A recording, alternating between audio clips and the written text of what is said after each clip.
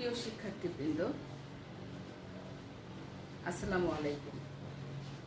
আমাদের হালিমুন্নেসা স্বপ্নের অনলাইন স্কুলের পক্ষ থেকে তোমাদেরকে জানাচ্ছি সুস্বাগত। আশা করি নিশ্চয়ই তোমরা ভালো আছো, আর তোমরা ভালো থাকো, সুস্থ থাকো, নিরাপদে থাকো, সেটা আমাদের সবসময় কাম্য। আর তোমরা যেহেতু আমাদেরকেও ভালোবাসো, শ্রদ্ধা করো, সুতরাং আমরা আশা করি তোমরাও আমাদের জন্য সেই প্রার্থনাটুকু করো যেন আমরাও সবসময় ভালো থাকি। আমিও ভালো আছি ইনশাল্লাহ। তো যাই হোক, আর এই ভালো আছি বলেই কিন্তু আজকে তোমাদের সামনে এসে একটি ক্লাস আবার উপস্থাপনা করার জন্য উপস্থিত হয়েছি আমি। তুমি আশা করি তোমরা অন্যান্য ক্লাসগুলো যেভাবে ফলো করেছো বা করছো, আজকেও তোমরা এই ক্লাসটি ঠিক সেইভাবে ফলো করবে। তোমরা অনেকে আমাকে মেসেঞ্জারে লিখেছ, ম্যাডাম একটু হাসলে ভালো লাগে। কিন্তু হ্যাঁ, কথা ঠিকই বলেছ, আসলে হাসলে কিন্তু ঠিকই ভালো লাগে, কিন্তু ক্লাসের মাঝখানে কি হাসা যায়? তারপরও তো হাসি হাসি থাকি সব সময়, মুখটা তো কখনো আর ভার করে রাখি না তোমাদের জন্য। মনটা শুধু ভার থাকে এই কারণেই যে তোমাদেরকে যদি কাছে পেতাম তাহলে হয়তো আরো ভালো করে হাসতে পারতাম। তো যাই হোক, প্রিয় শিক্ষার্থীরা, তোমাদেরকে আজকে আমি যে বিষয়টি নিয়ে এখানে উপস্থিত হয়েছি, হাজির হয়েছি, যে বিষয়টি নিয়ে আমি তোমাদের সাথে আলোচনা করব, সেটা হলো দশম শ্রেণীর বিষয় বাংলাদেশের ইতিহাস ও সভ্যতা। বিষয়টা হলো কি? বাংলাদেশের ইতিহাস ও সভ্যতা। আর এই বিষয়ের যে পাঠটি নিয়ে আমি আজকে আলোচনা করব, যদিও পাঠটি একেবারেই নতুন এবং একেবারে বইয়ের প্রথম দিকে, কিন্তু প্রথম অধ্যায়ে, কিন্তু আমি তোমাদেরকে এই কারণেই শুধু চাচ্ছি এই বিষয়টি পড়াতে। এটার কারণ হলো যে এখানে অনেকগুলো ছোট ছোট বহু নির্বাচনী প্রশ্ন আছে, যেগুলো তোমাদের পরীক্ষার জন্য অনেক বেশি কাজে লাগবে। আর সেটার জন্য আজকে আমার এই উপস্থাপনা। প্রিয় শিক্ষার্থীবৃন্দ, তোমাদেরকে আমি বলেছিলাম যে যখন যে ক্লাসটা হবে সেই ক্লাসটার বইটা সামনে রাখবে, খাতা কলম সাথে নিয়ে বসবে। তার কারণ হলো খাতা কলম নিয়ে কি লিখবে, আমি অনেকগুলো কথা বলি যেগুলো বইয়ের বাইরে থাকে, আবার অনেকগুলো কি করি কথা বলি যেটা তোমাদের বইয়ের মধ্যে আছে। বইয়ের মধ্যে যেটা আছে সেটাকে আমি বলি তোমাদেরকে কি করার জন্য, আন্ডারলাইন করার জন্য। আর যেটা বইয়ের বাইরে থাকে সেটা আমি কি বলি, তোমাদেরকে খাতায় নোট রাখার জন্য।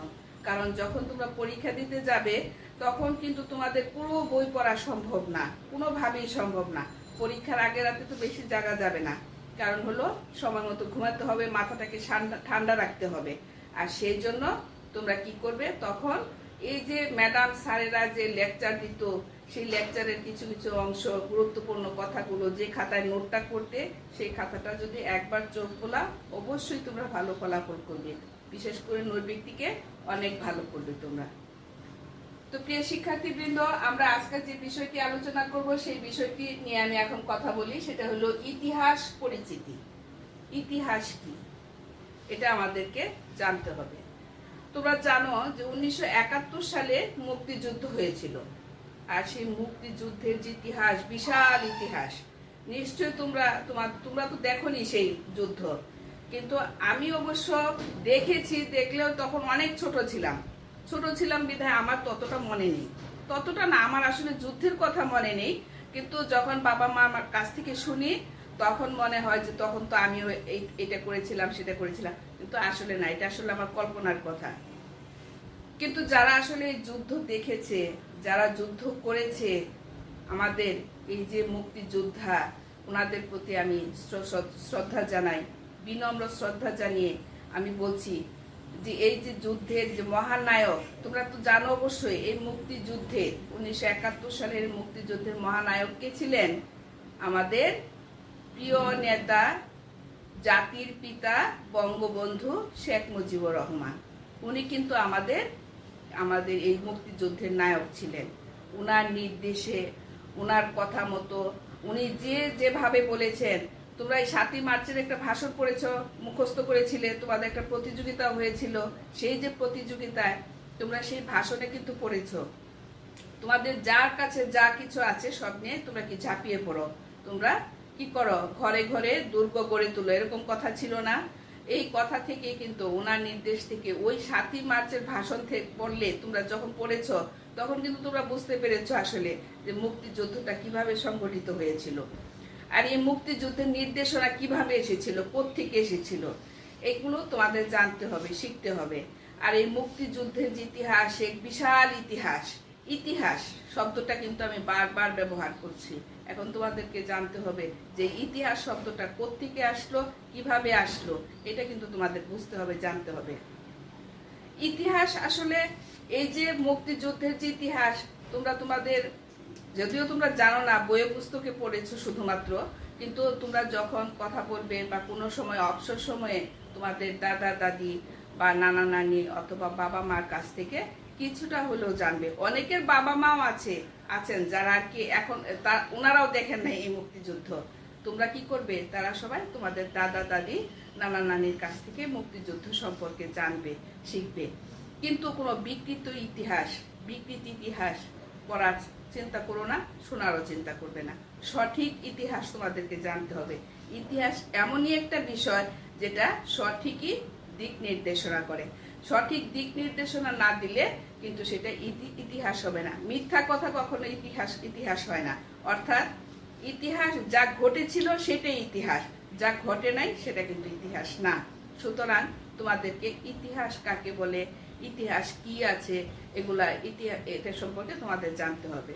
তো আজকে আমরা এই যে ইতিহাস পরিচিতি এই সম্পর্কে যখন আলোচনা করব, তার শেষে তোমরা যেটা ধারণা লাভ করবে বা যেটা তোমরা প্রকাশ করতে পারবে, শিখতে পারবে, সেটা হলো, অর্থাৎ শিখন ফলটা আমি যেটা বলছি সেটা হলো যে ইতিহাস কি, এটার সংজ্ঞা তোমরা করতে পারবে।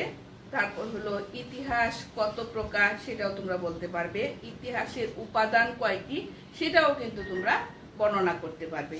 সুতরাং আমি প্রথমেই বলছি তোমাদেরকে যে ইতিহাস কি করতে হবে, আমাদের সঠিক ইতিহাস জানতে হবে, কোনো বিকৃত ইতিহাস জানলে হবে না।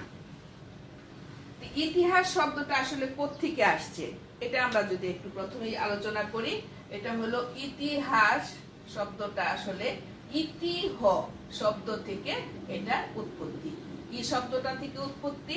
এটা হলো ইতিহ শব্দ থেকে উৎপত্তি।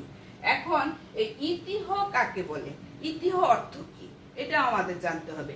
ইতিহ অর্থ হচ্ছে ঐতিহ্য। ইতিহ অর্থ কি? ঐতিহ্য।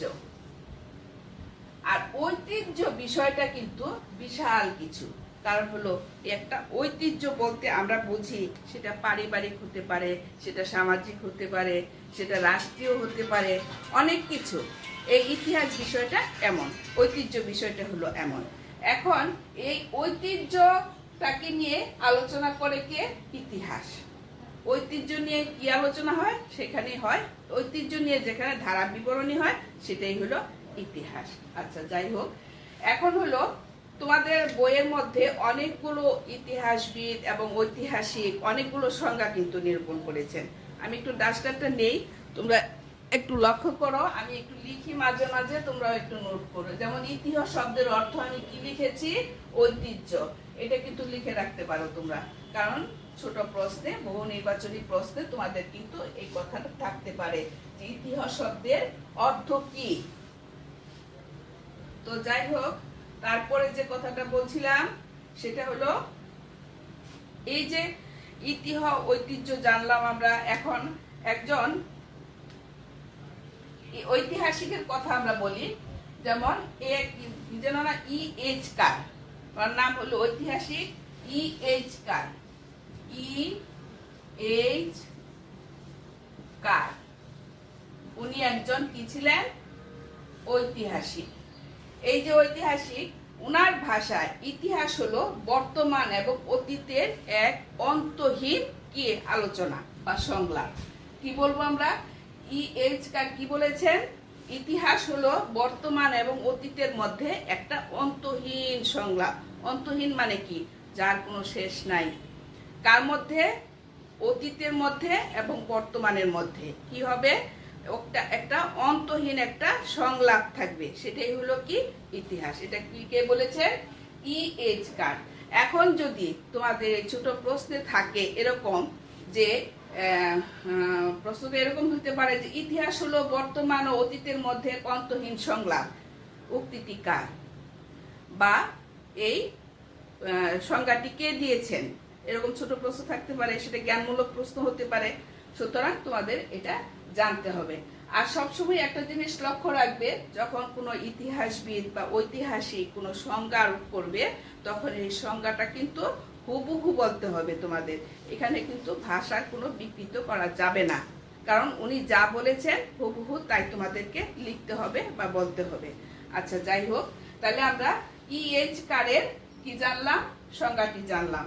তারপরে যেটা হলো, এখন বলি আমি আরো ইতিহাসবিদের কথা আমি আলোচনায় আনবো। তারপরে যেটা বলতেছি সেটা হলো ইতিহাস শব্দটি সম্পর্কে আমরা আরেকটু বলি। সেটা হলো ইতিহাস শব্দটিকে যদি আমরা সন্ধি বিচ্ছেদ করি তাহলে কি দাঁড়ায় আমরা একটু দেখি। ইতিহাস, সরি কলমটা শুকিয়ে গেছে খোলা রাখাতে। ইতিহাস, হ্যাঁ, ইতিহাস এটাকে যদি আমরা সন্ধি বিচ্ছেদ করি তাহলে হবে ইতিহ যোগ আস। তাহলে কি হলো?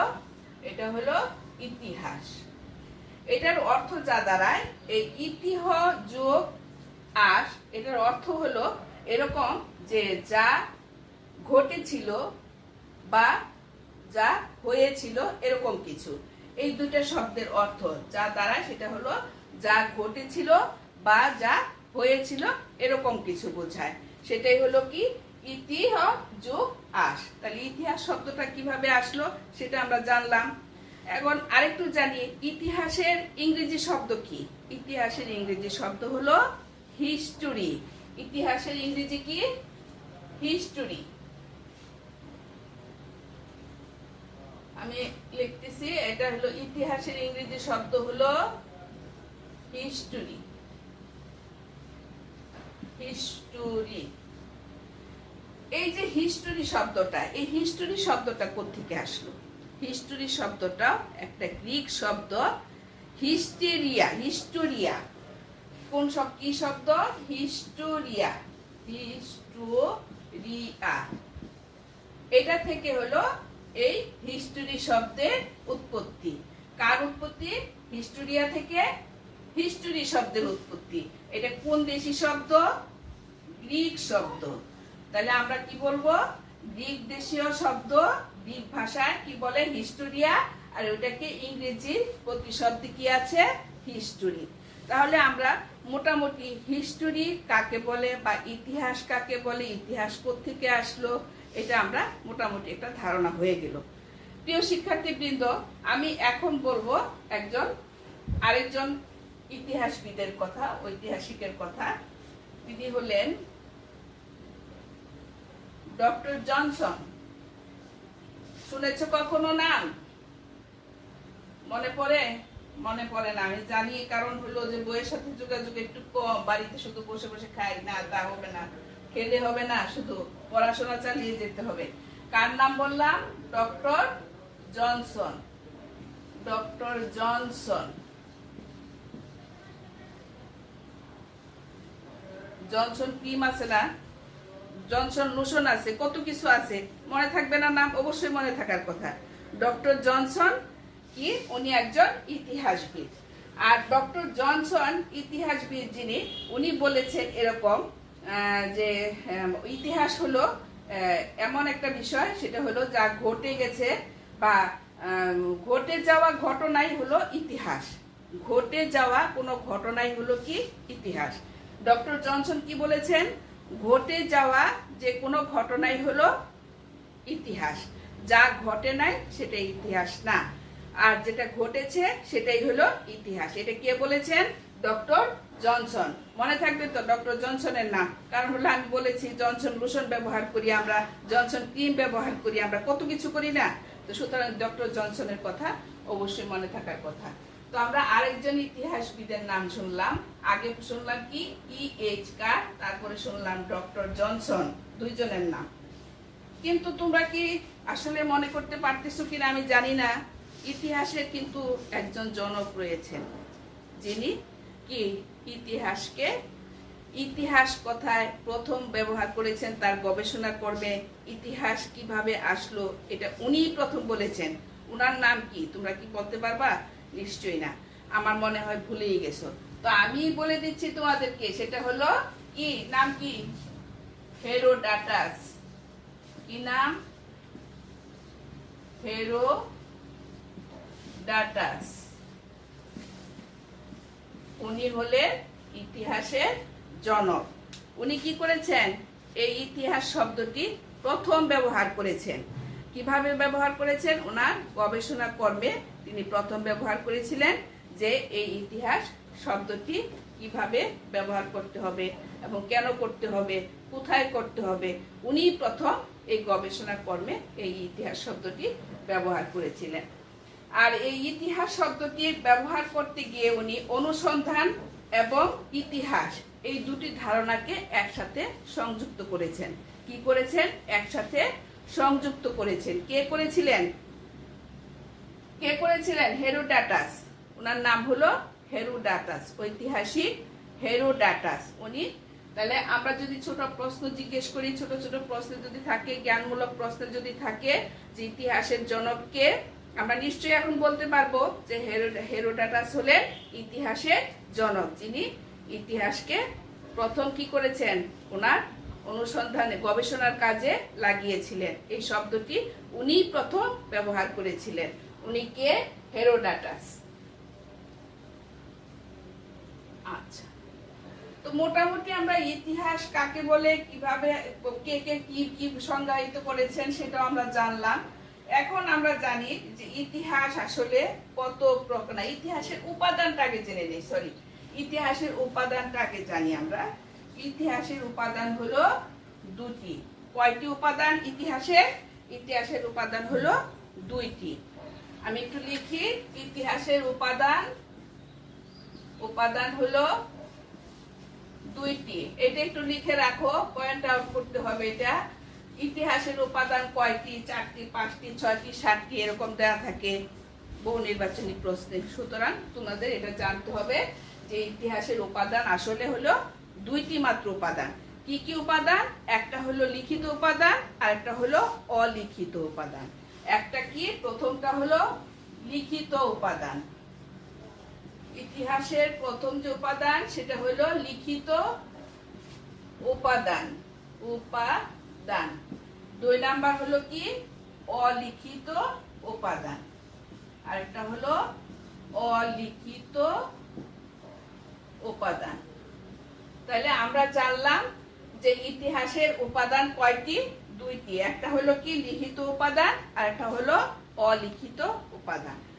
এখন এই যে লিখিত উপাদান, এই লিখিত উপাদান কোনগুলো আর অলিখিত উপাদান কোনগুলো সেটা আমাদেরকে একটু জানতে হবে। লিখিত উপাদানের মধ্যে তোমার অনেক কিছু আছে, যেমন হলো তোমার সাহিত্য থাকতে পারে সেটাতে, তারপর তোমার থাকতে পারে হলো বৈদেশিক বিবরণ, দলিলপত্র, অর্থশাস্ত্র, আইনে আকবরী ইত্যাদি। এখন যদি তোমাদেরকে আমি কি কি বললাম এখানে লিখিত উপাদানে, একটা কি বলেছি একটু বলি, সাহিত্য। প্রথমটা কি বললাম? সাহিত্য। তারপরে হলো অর্থশাস্ত্র, তারপরে আর কি বলেছি? আর কি বললাম? দলিলপত্র। আর একটা হলো দলিলপত্র, আর অনেক কিছু। আচ্ছা, আমি কয়েকটা মাত্র উল্লেখ করলাম। সাহিত্য, অর্থশাস্ত্র, দলিলপত্র ইত্যাদি ইত্যাদি অনেক কিছু। এখন এই যে সাহিত্য, অর্থশাস্ত্র, দলিলপত্র, লিখিত উপাদান যে আছে, সাহিত্য এটা কি? তোমরা তো অনেক সাহিত্য পড়েছো, কিন্তু একটা সাহিত্যের সাথে আরেকটা সাহিত্যের অবশ্যই রিলেটেড। তার কারণ হলো অতীত ইতিহাস থেকে আমাদের কি হয়ে আসছে, যেগুলো আস্তে আস্তে আস্তে আস্তে অতীত থেকে বর্তমানে আসে, সেটাই হলো ইতিহাস। এটা কে বলেছিলেন বলতে পারবে কি? মনে আছে তোমাদের? নিশ্চয়ই। যদি মনে না থাকে অবশ্যই তোমরা বইটা একবার দেখবে। আরেকটা হলো, আমি কিন্তু তোমাদেরকে বিবরণ দিয়েছি একটু আগে। এইচ কার কি বলেছিলেন? এইচ কার কি বলেছিলেন? যে অতীত এবং বর্তমানের মধ্যে যে অন্তহীন সংলাপ, সেটাই হলো কি? ইতিহাস। তাহলে সুতরাং এই সাহিত্যের মধ্যেও অতীত থেকে বর্তমান পর্যন্ত কি করতে হবে আমাদের, এই যে অন্তহীন যে সংলাপ, সেটাই হলো কি সাহিত্যের ইতিহাস। তদ্রূপ অর্থশাস্ত্র একই অবস্থা। অর্থশাস্ত্রটা অতীতকালে কি ছিল, এখন বর্তমানের কি অবস্থা, অর্থশাস্ত্র কি বলতেছে, অর্থশাস্ত্র কিভাবে আসলো, কোত্থেকে আসলো। কোনো এক সময় ছিল কি বিনিময় প্রথা, কোনো এক সময় কি ছিল বিনিময় প্রথাটা কি তোমরা তো নিশ্চয়ই পড়েছো অর্থনীতিতে। তারপর আমি আবার একটু বলি, সেটা হলো যে বিনিময় প্রথাটা এরকম ছিল যে আমার আছে চাল, তোমার আছে ডাল, অথবা আমার আছে আলু, তোমার আছে বেগুন, এরকম যদি হয় তখন কোনো মুদ্রা ছিল না। আর তখন কি করতে হতো, সেই যে আমার চাল তোমাকে আমি দেব, তোমার ডাল তুমি আমাকে দিবে, এই যে পরিবর্তন, একজনের হাত থেকে আরেকজনের জিনিস নিয়ে যাওয়া, রদবদল করাটা, এটাই হলো কি বিনিময় প্রথা। এক সময় ছিল এই বিনিময় প্রথা। আর সেই বিনিময় প্রথা কি, এটাও তো অর্থশাস্ত্রের ভিতরেই পড়ে। সুতরাং অর্থশাস্ত্রটাও সেই অতীত থেকে এই বর্তমান পর্যন্ত যেভাবে চলে আসছে সেটা লিপিবদ্ধ করা, এটা হলো লিখিতভাবে রাখাটাই হলো কি লিখিত উপাদান অর্থশাস্ত্রে। তারপরে হলো দলিল পত্র। আমার দাদা, আমার নানা, আমার চাচা, তোমার দাদা, তোমার নানা, তোমার চাচা এক সময় কি অনেক অনেক সম্পত্তির মালিক ছিল। অনেক সময় দেখা যায় যে অনেক জমিদাররা ছিল, সেই জমিদাররা কি করছে, তাদের নামে যে জমিগুলো ছিল বা তাদের নামে যে জমি ছিল, তাদের নামে যে সম্পদ ছিল, সেগুলো কি করছে আস্তে আস্তে একজনের পরে একজনের পরে এভাবে তারা কি উত্তরাধিকারী সূত্রে পেয়ে আসছে না। এই যে পেয়ে আসছে এই দলিল পত্র, এটাও তো একটা লিখিত কি উপাদান নয় কি? অবশ্যই এটাও হলো একটা লিখিত উপাদান। কিসের? ইতিহাসে। তো আমরা মোটামুটি লিখিত উপাদানটা কি সেটা মোটামুটি বুঝে গেলাম। এখন আমরা আসি অলিখিত উপাদান কি। ইতিহাসের অলিখিত উপাদান সম্পর্কে একটু বলবো আমরা। ক্লাস কি বেশি হয়ে যাচ্ছে? পড়া বেশি হয়ে গেল তো তোমাদেরকে কাছে নাই, তোমাদেরকে জিজ্ঞেস করে জানতেও পারবো না যে বেশি হয়ে যাচ্ছে ম্যাডাম। যাক, তারপরও আমি এত বেশি দিব না তোমাদেরকে, আমি শর্ট করে দিব। আমাদের গত ক্লাসে যে ভূগোল পড়াটা সেটা তোমাদের অনেক বেশি বড় হয়ে গেছিল আমার মনে আছে। তো আমি আজকে এত বড় করব না, ছোট করে দিচ্ছি তোমাদেরকে। অলিখিত ইতিহাস। অলিখিত ইতিহাস। ইতিহাস অলিখিত ইতিহাসকে কিন্তু আরেকটা নাম বলা যায়, সেটা হলো কি প্রত্নতত্ত্ব ইতিহাস। কি বলা যায়? প্রত্নতত্ত্ব। প্রত্নতত্ত্ব ইতিহাস। প্রত্নতত্ত্ব ইতিহাস উচ্চারণ করতে গিয়ে বারবার খালি হয়ে যায়। আচ্ছা শোনো, তারপরে হলো প্রিয় শিক্ষার্থীবৃন্দ, এখানে হলো অলিখিত ইতিহাসকে আমরা আরেকটা কি বলতে পারি? প্রত্নতত্ত্ব ইতিহাস। আর এই প্রত্নতত্ত্ব ইতিহাসে কি আছে সেটাও আমাদেরকে একটু জানতে হবে। সেটা হলো এই প্রত্নতত্ত্ব ইতিহাসে আছে কি যেন আছে, আমার তো ঠিক মনে পড়তেছে না এই মুহূর্তে। ওই বিভিন্ন সময়ে ধরো বিভিন্ন এলাকাতে অনেক সময় আমরা লক্ষ্য করেছি যে অমুক জায়গায় একটা মসজিদ বা গম্বুজ ছিল, এরকম ছিল, এই জায়গায় একটা মন্দির ছিল অনেক বড়, এরকম অনেক কিছু নিদর্শন পাওয়া গেছে। সেই নিদর্শনগুলো হচ্ছে কি এই অলিখিত ইতিহাস। এগুলো কোথাও লেখা নাই, আবার কোথাও কোথাও লেখা আছে, কিন্তু যদি যেখানে যেটা লেখা নাই অথচ আলোচনায় আসছে সেটাও কিন্তু একটা অলিখিত ইতিহাস। আর এই অলিখিত ইতিহাসগুলোকেও কিন্তু পরবর্তী সময়ে যাচাই বাছাই করা হয়, যেটা কি সত্যি না মিথ্যা। যদি মিথ্যা হয়ে থাকে তাহলে সেটা ইতিহাসের পর্যায়ে পড়বে না, আর যদি সত্য হয়ে থাকে তাহলে কি হবে? সেটা ইতিহাসের পর্যায়ে পড়বে। প্রিয় শিক্ষার্থীবৃন্দ, তোমরা দুটি উপাদানের নাম শুনলে, একটা হলো লিখিত উপাদান আর একটা হলো অলিখিত উপাদান। আমরা অলিখিত উপাদানকে আর একটা কি নামে আখ্যায়িত করলাম? সেটা হলো প্রত্নতত্ত্ব ইতিহাস। তো আমরা এখন মোটামুটি ইতিহাস উপাদানগুলো জানলাম। এখন আমরা পড়বো একটু জানবো, সেটা হলো যে ইতিহাস কত প্রকার, কত ধরনের ইতিহাস আছে। কারণ আমরা আগেই বলেছি যে কথাটা হলো যদি কোনো কিছু না ঘটে সেটা ইতিহাস হবে না, যেটা ঘটবে সেটাই হবে ইতিহাস। আমাদের জীবনেও তো অনেক ইতিহাস আছে, আছে না? যেগুলো ঘটে গেছে, কিন্তু যা ঘটে নাই সামনে আছে, সেটাকে কি আমরা কোনো ইতিহাস বলতে পারবো? নিশ্চয়ই না। আমার জীবনেও অনেক বড় বড় ইতিহাস রয়ে গেছে, তোমার জীবনে অনেক বড় বড় ইতিহাস রয়ে গেছে, কিন্তু সেগুলো কিন্তু অবশ্যই ঘটেছিল। না ঘটলে কিন্তু আমরা ইতিহাস বলতে পারতাম না। সুতরাং কার ঐতিহাসিক যে কথাটা বলেছেন তা সত্যি অনেক সুন্দর একটি কথা, যে যা ঘটেছে তাই হলো ইতিহাস, যা ঘটে নাই তা কখনো ইতিহাস নয়। আচ্ছা, এখন আমরা পড়ব ইতিহাস কত প্রকার ও কি কি, এটা সম্পর্কে একটু জেনে আমি আমার আজকে ক্লাস শেষ করব তোমাদের এখানে। ইতিহাস হলো, এই ইতিহাসও কিন্তু আবার দুই প্রকার। ইতিহাস কত প্রকার? ইতিহাস এটা হলো দুই প্রকার। আমরা উপাদান পড়লাম দুই প্রকার, ইতিহাসের প্রকার ভেদেও পড়লাম আমরা এটা কত প্রকার? দুই প্রকার। এই দুই প্রকারের মধ্যে একটা হলো কি ভৌগোলিক ইতিহাস বা অবস্থানগত দিক আর কি, ভৌগোলিক অবস্থানগত দিক ইতিহাস। আর একটা হলো কি, আর এটা কি বলতে বাবা? আমার মনে হয় তোমরা ভুলে গেছো, ভুলে না গেলেও হয়তো বা তোমরা বই খুললে দেখতে পারবে। সেটা হলো ইতিহাস দুই প্রকার, একটা হলো ভৌগোলিক ইতিহাস বা অবস্থানগত ইতিহাস, একটা হলো ভৌগোলিক ইতিহাস,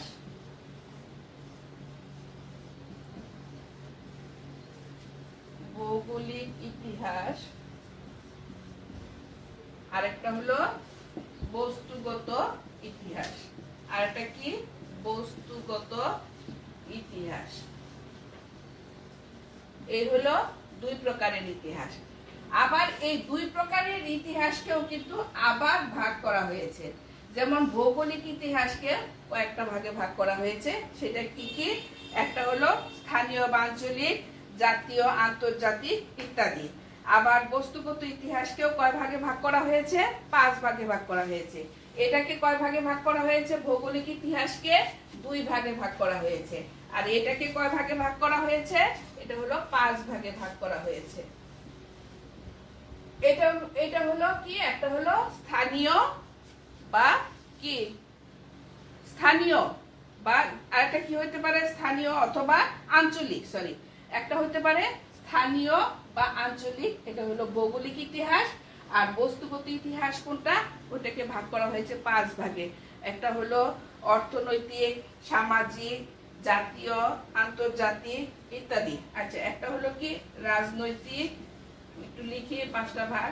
রাজনৈতিক, একটা হলো অর্থনৈতিক, একটা হলো অর্থনৈতিক, সরি, অর্থনৈতিক, অর্থনৈতিক, আর এটা হলো কি জাতীয়, তারপরে হলো আন্তর্জাতিক, একটু উপরে লিখি মুছি আমি এটা, আন্তর্জাতিক, কয়টা হলো? আন্তর্জাতিক, আন্তর্জাতিক, রাজনৈতিক, অর্থনৈতিক, জাতীয়, আন্তর্জাতিক, 4টা। এটা হলো সাম্প্রতিক। আর এটা কোনটা? সাম্প্রতিক, সাম্প্রতিক ইতিহাস। তো আমরা বস্তুগত যেটা ইতিহাস, সেটাকে আমরা কয় ভাগে ভাগ করলাম? 5 ভাগে। একটা হলো কি রাজনৈতিক, একটা হলো অর্থনৈতিক, আর একটা হলো জাতীয়, আন্তর্জাতিক এবং সাম্প্রতিক ইতিহাস। তো এই প্রত্যেকটাই নিশ্চয়ই তোমরা বুঝতে পারতেছো রাজনৈতিক ইতিহাস কোনটা, কোন সালে কখন কিভাবে কে রাজত্ব করেছিল, কোন সালে কোন সাম্রাজ্য, যেমন আকবর এত সালে কি করছিলেন? বাংলা বিজয় করেছিলেন। এটা এক ধরনের ইতিহাস। তো এটা কি? এটা হলো রাজনৈতিক ইতিহাস। যেমন আমাদের দেশেও কিন্তু অনেক অনেক, আমাদের জীবনে, আমাদের বাংলাদেশে অনেক রাজনৈতিক ইতিহাস রয়ে গেছে, যেগুলা তোমরা এখনো ভালোভাবে জানো না। আর সেই জানার জন্য তোমাদেরকে কিন্তু ইতিহাস পড়তে হবে, ইতিহাস শিখতে হবে এবং সঠিক ইতিহাসটি জানতে হবে। যেমন মুক্তিযুদ্ধের ইতিহাসকেও, মুক্তিযুদ্ধের যে ইতিহাস, এটাকেও কিন্তু বিকৃতি করে অনেকে অনেকভাবে বলেছে, কিন্তু না, সঠিক ইতিহাস তোমাদেরকে অবশ্যই জানতে হবে, শিখতে হবে সেটা। আর সেই জন্য ইতিহাস তোমাদের পড়তে হবে। আরেকটা হলো অর্থনৈতিক ইতিহাস। অর্থনৈতিক, যে একটু আগে আমি বললাম তোমাদেরকে যে অর্থনৈতিক ইতিহাস পিছনে অতীতে কি ছিল, বিনিয়োগ প্রথা ছিল, বিনিময় প্রথা ছিল, এগুলো হলো কি অর্থনৈতিক ইতিহাস। আর জাতীয় ইতিহাস, জাতীয় কোনটা? জাতীয় হলো যেমন আমাদের এই মুক্তিযুদ্ধ, ভাষা আন্দোলন, এগুলা কি, এটা হলো আমাদের জাতীয় ইতিহাস। তারপর 69-এ গণ অভ্যুত্থান আছে। তারপর এই যে 1975 সালে আমাদের যে প্রিয় নেতা জাতির পিতা বঙ্গবন্ধু শেখ মুজিবুর রহমানকে হত্যা করা হলো, এটাও কিন্তু এক ধরনের জাতীয় ইতিহাস, সেটাও আমাদের মনে রাখতে হবে। তারপর হলো আন্তর্জাতিক। আন্তর্জাতিক ইতিহাসটা কোনটা? সারা বিশ্বের মধ্যে যে ইতিহাসটা কি হবে, থাকবে, সেটা হলো মানে স্বীকৃতি পাবে, সেটাই হলো কি আন্তর্জাতিক ইতিহাস। যেমন আমাদের 1952 সালের ভাষা আন্দোলন, এইটা কি করা হয়েছে, আমাদের আন্তর্জাতিক ভাষা দিবস হিসাবে কি করা হয়েছে, পরিগণিত করা হয়েছে, বা আন্তর্জাতিক ভাষা দিবস হিসাবে আমাদের স্বীকৃতি দেওয়া হয়েছে। এই যে স্বীকৃতি দেওয়াটা, এটা হলো কি একটা আন্তর্জাতিক ইতিহাসের মধ্যে পড়ে গেল। আচ্ছা, তারপর হলো সাম্প্রতিক ইতিহাস। সাম্প্রতিক ইতিহাস এটাও একটা মানে বর্তমান কালে যেসব ইতিহাস ঘটছে, এটা কিন্তু হলো সাম্প্রতিক ইতিহাস। যেমন ধরো আমাদের এই যে করোনা ভাইরাস এখন চলছে, আমরা এই যে করোনা ভাইরাসের সংকট সময়ে আছি, এখন এই করোনা ভাইরাসের এই সংকট সময়টা, এটা কি হবে, কোনো এক সময়ে ইতিহাসে লিপিবদ্ধ হবে। যখন হয়তো তখন আমি থাকবো না, হয়তো বা তোমার বাবা মা থাকবে না, আমরা যারা এই বয়সের আছি তারা হয়তো আমরা কেউ থাকবো না, কিন্তু তোমাদেরও ভবিষ্যৎ প্রজন্ম তারা কি করবে, এই বিষয়টা যখন জানবে তখন কি করবে, যে 2019 সালে কি হয়েছিল, একটা অদেখা, অচেনা, মানে অদেখা একটা ভাইরাস এসেছিল। সেটার নাম কি ছিল, করোনা ভাইরাস। আর সেই করোনা ভাইরাসে কি হয়েছিল, লক্ষ লক্ষ মানুষ মারা গেছে, সেটা ইতিহাসে লিপিবদ্ধ হবে। এটাই হলো আমাদের কি সাম্প্রতিক ইতিহাস। তো আমি আজকে আর তোমাদেরকে পড়া বেশি দিতে চাচ্ছি না, আমি আলোচনা আর যাব না। তো আমি তোমাদেরকে আবারও বলছি, তোমরা সবাই ভালো থেকো, সুস্থ থেকো। আর সবচাইতে বড় কথা যেটা, সেটা হলো সকাল ঘুম থেকে খুব সকালে উঠবে, আল্লাহর কাছে প্রার্থনা করবে আমরা যেন সবাই ভালো থাকি, তোমরাও ভালো থাকো। সবসময় যার যার যে ধর্মের আছো সবাই প্রত্যেকের এবাদত করবে এবং সকলের জন্য মঙ্গল কামনা করবে। স্বাস্থ্যবিধি মেনে চলবে, আমি বারবার বলছি স্বাস্থ্যবিধিটা মেনে চলবে, বারবার হাত ধোবে, তারপর ভিটামিন সি জাতীয় ফল খাবে। অর্থাৎ বাজার থেকে কিনে আনার চাইতে তোমার ঘরে যেটা আছে ভিটামিন সি জাতীয়, এখন তো আমের সময়, আম আছে, প্রচুর আম পাওয়া যায়, কাজে আম খাবে। ভিটামিন ডি আছে, কাঁঠাল আছে, সেটা খাবে। তারপর মাঝে মাঝে একটু ঘরের আঙিনায় একটু নিজের শরীরে একটু রোদ লাগাবে, সেই ভিটামিন ডি এরও আমাদের দরকার আছে, সেটাও করবে।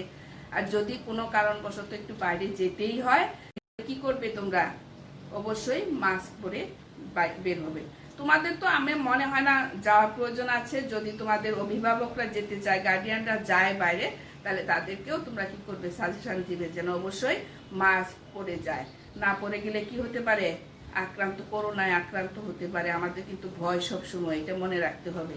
তো প্রিয় শিক্ষার্থীরা, তোমরা ভালো থেকো, সুস্থ থেকো, আমার জন্য দোয়া করো। ধন্যবাদ সবাইকে। আসসালামু আলাইকুম।